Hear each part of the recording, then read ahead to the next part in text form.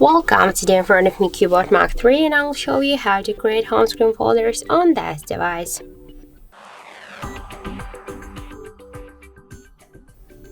So to do that, we should hold the application and drag this up to another one, and now we can see that we just created successfully the new home screen folder.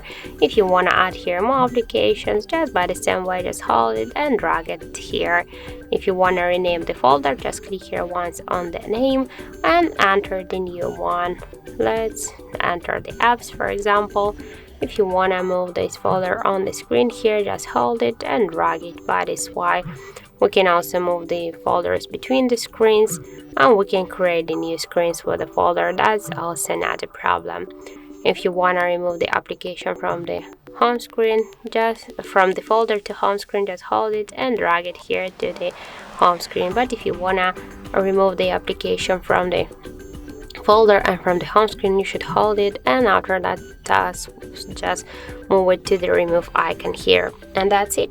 So thank you for watching, and if you find this video helpful, don't forget to leave a like, comment and to subscribe our channel.